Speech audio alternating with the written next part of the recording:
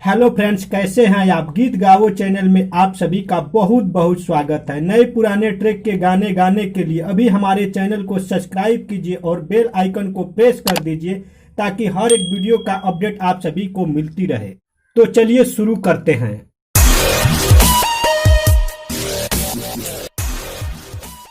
दोस्तों, आज मैं बहुत ही बेहतरीन ऑर्केस्ट्रा सॉन्ग लेकर आया हूं जिसका धुन है कोनो मुँह में धरावे कोनो हाथों में, कोनो डालतावे चोलिया के काथों में। कोनो मुँह में धरावे कोनो हाथों में, कोनो डालतावे चोलिया के काथों में। दोस्तों, यही धुन है। तो चलिए सुनाते हैं मुखड़ा कैसे गाना है। राजा रहता रे काहे ऐसे दूरे हो, दूरे हो। राजा रहता रे काहे ऐसे दूरे हो, तनी सट नहीं देहिया में पूरे हो। राजा रहता रे काहे ऐसे दूरे हो, तनी सट नहीं देहिया में पूरे हो।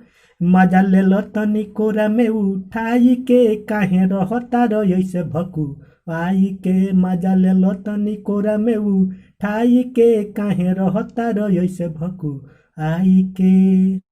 इसके बाद से फर्स्ट अंतरा ऐसे है। चढ़ली जवानी हमार मारता उफान हो, होला बरदास नहीं सुन हमर जान हो। चढ़ली जवानी हमार मारता उफान हो, होला बरदास नहीं सुन हमर जान हो। अपना मनवा के केतना मनाई हो, कबो न चलन बिस्तर जाई हो।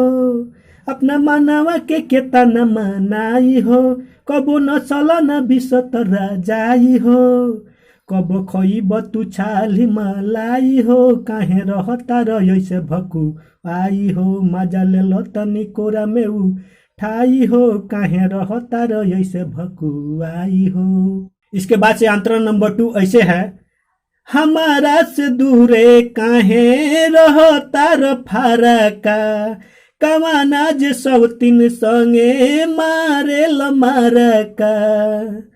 हमारा से दूरे काहे रहता रे फरका, कवाना जे सब तीन संगे मारे लमारका।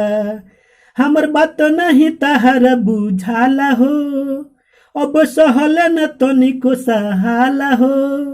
हमर बात नहीं तहर बुझाला हो, अब सहल न तनिको सहाला हो। बोली बोलो तार काहे महुराई के, काहे रहता रे ऐसे भकुआई के। मजा ले लो तनी कोरा में उठाई के, काहे रहता रे ऐसे भकुआई के। तो दोस्तों, यह सॉन्ग आप सभी को कैसा लगा लाइक कमेंट करके जरूर बताइए। फिर मिलते हैं एक नए सॉन्ग के साथ। तब तक के लिए आप सभी को बहुत बहुत धन्यवाद।